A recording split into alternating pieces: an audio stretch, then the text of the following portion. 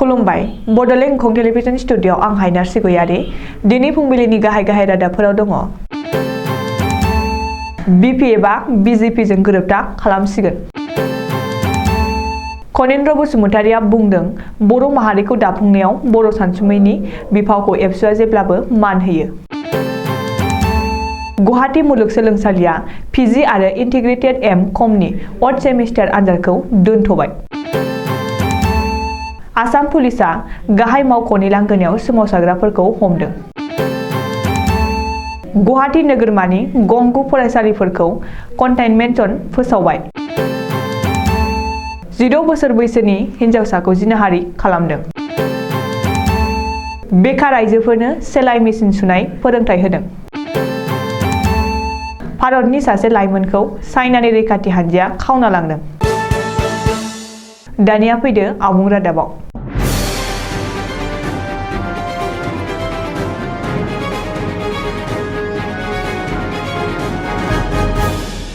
बावैनो आसामनि राजखान्थियाव सोलायनाय नुनो हागौ। हाग्रामा महिलारि दैदेननाय बिटिसिनि हेंथा दोलो बिपिएफआ बिजेपिजों गोरोबथा खालामना जथायारि सोरखाराव हाबफैसिगोन। बे बाथ्राखौ फोरमायदों आसाम रायजोआरि बिजेपिनि आफादगिरि भबेश कलिताया। भबेश कलिताया बुंदों दि बिपिएफआ कंग्रेस दैदेननाय हेंथा दोलोआव थानानै जेबो खाबु मोनाखै। बेखायनो बिपिएफआ गिबि मन्थ्रि डक्टर हिमन्त बिश्व शर्मा दैदेननाय जथायारि सोरखारनि बाहागोआरि जाफैसिगोन। मख'नो गोनांदि बिपिएफआ बिजेपिजों गोरोबथा खालामना रायजो सोरखारनि बाहागोआरि जाफैयोब्लाबो इउपिपिएल, बिजेपि आरो जेएसपिनि जथायारि बिटिसि सोरखाराव जेबो गोहोम गोग्लैनाय नङा। बिटिसिआव बिपिएफआ हेंथा दोलो जानानैनो थागोन।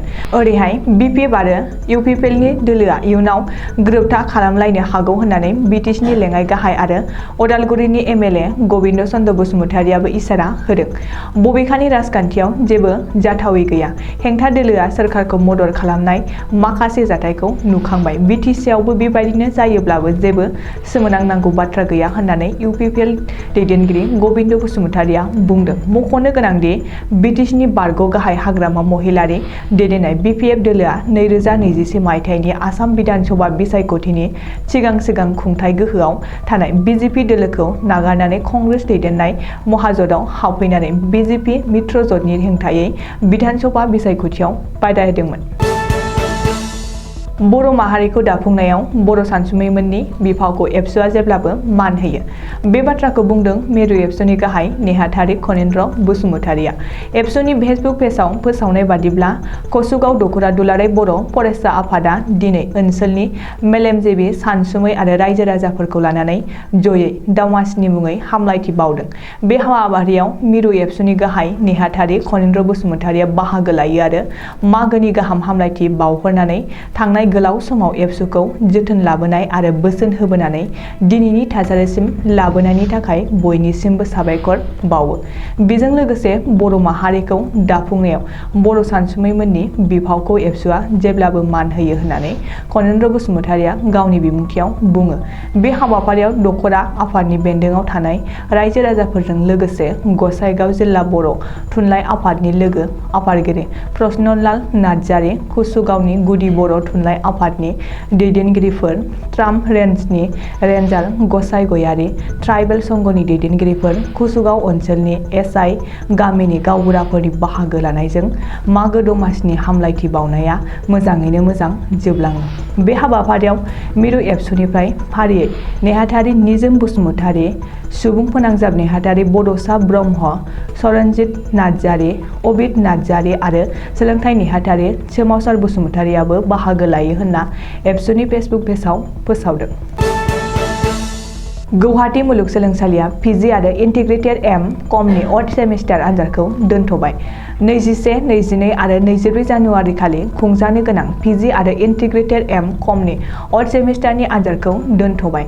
गुवाहाटी मुलुगसोलोंसालि खुंथायआ मोनसे नटिफिकेसन जारि खालामना आनजाद दोनथ'नायनि बागै फोसावदों। मख'नो गोनांदि कभिडनि आथिखाल थासारिनि थाखाय गुवाहाटी मुलुगसोलोंसालिया पिजि आरो इन्टिग्रेटेड एम.कमनि अड आनजादखौ दोनथ'नो गोनां जायो। रिपर्ट बादिब्ला पिजि 1 सेमिस्टार, 3थि सेमिस्टारनि आनजादखौ दिनैनिफ्राय खुंनायनि बाथ्रामोन। सेमिस्टार आनजादखौ अफलाइननि जोहैल' खुंनायनि लाहार फाहार खालामदोंमोन मुलुगसोलोंसालि खुंथाया। नाथाय आथिखाल कभिड थासारिखौ नायनानै माखासे फरायसाफोरा गोजोननाय मोनि फोरमायदों आरो बेनि सायाव गोदान थांखि लानो खावलायदोंमोन। ओरैहाय दोनथ'जानाय आनजादफोरनि गोदान खालारखौ थाबैनो फोसावफिननाय जागोन होननानैबो मुलुगसोलोंसालि खुंथाया नटिफिकेसनाव फोसावदों। आसाम पुलिस कनस्टेबल थिसनथाइनिफ्राय नेवसिजानाय बिजाथिफोरा दिनै गुवाहाटी नोगोरमानि उलुबारियाव थानाय आसाम पुलिसनि गाहाय मावख'नि लांगोनायाव गोख्रों सोमावसारदों। बेजों लोगोसेनो थिसनथाइनि थाखाय फिजिकेल आनजादाव उथ्रिसार जानायनि उनावनो सोरखारजों नेवसिजादों होननानै बिजाथिफोरा गोख्रों अजद होदों। मिथिनो हानाय बादिब्ला फोसावथायाव मख'नाय बायदियै आसाम पुलिस कनस्टेबलनि मोनसे मासनि थाखाय 7 बिजाथिफोरखौ लिरनाय आनजादाव लिरनायनि बाथ्रामोन। नाथाय मोनसे मासनि थाखाय 2 बिजाथिखौ लिरनाय आनजादनि थाखाय लिंहरदों।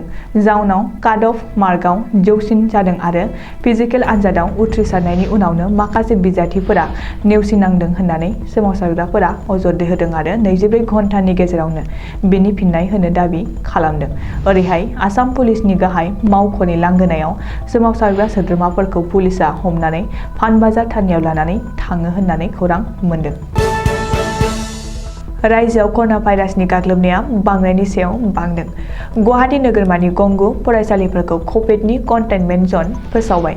कभिडनि गाग्लोबनाया गिख्रंथाव महर लाफिननायनि थाखाय जिल्ला खुंथाया गुवाहाटी नोगोरमानि गंगु फरायसालिफोरखौ कन्टेनमेन्ट जन महरै फोसावदों।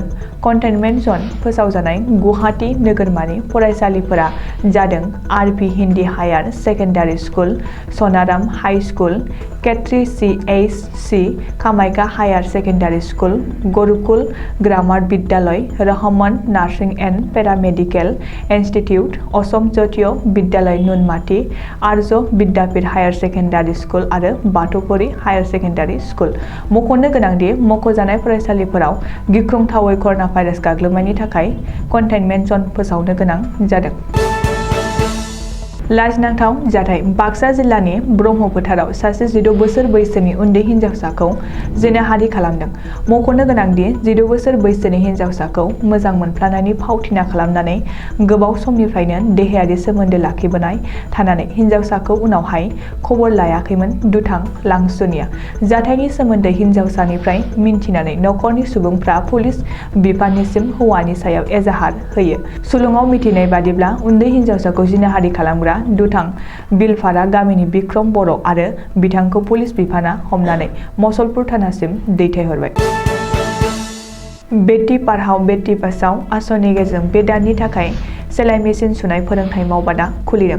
मख'जाथावदि कुमारिघाटा आन्चलिक ग्राम दान संघनि माखासे बेरेखायै थानाय आइजो आरो लाइमोनफोरा गाव गावनि आथिङाव गसंथानो हानायनि थाखाय रङियानि 24 बेटेलियान एस.एस.बि. नि दैदेननायाव 1 दाननि थाखाय मैया सेलाइ मेसिन सुनाय आखाइनि फोरोंथायखौ बेखेवना होयो। सुलुङाव मिथिनाय बादिब्ला बे मावबादा फोरोंथाय होनायाव सा 22 सुबुंफ्रा बाहागो लाफैदों आरो 26 नं दारागाव बियाबनि एम.सि.एल.ए. बिजित नार्जारि बिथाङाबो बे हाबाफारियाव बाहागो लानानै माखासे बेसेन गोसा बिबुंथि लाखिदों। बेखार लाइमोनफोरनि थाखाय समखौ बोरै बेरेखार थांहोआलासे गाव गावनि आथिङाव गसंथानो हानायनि लामाखौ लानो खावलायदों। अरुणाचल प्रदेशनि आपार सियांग जिल्लानि 17 बोसोर बैसोनि सासे फालांगिरिखौ चाइनानि रैखाथि हानजाया खावना लांदों। थांनाय मंगलबारखालि 16 था गामिनि सानै फालांगिरि मिरान तारन आरो जनिखौ अरुणाचल प्रदेशनि आपार सियांग जिल्लानि लुटाजारनिफ्राय चाइनानि PLA रैखाथि हानजाया लाना खारो। नाथाय जनिया बिसोरनि आखाइनिफ्राय बारग'यो।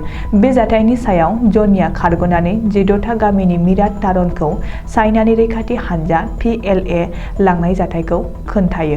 सुलुङाव मिथिनाय बादिब्ला अरुणाचल प्रदेशनि MP तारटिरगाव गावनि टुइटारनि गेजेरजों मिरान तारननि फट'खौ पस्ट खालामनानै बे लाइमोनखौ PLA आखाइनिफ्राय हगारफिननो राहा लानो सरकारनि एजेन्सिफोरखौ खावलायदों। दिनै फुंबिलिनि रादाबा एसेनोसै। गोजोन्थों।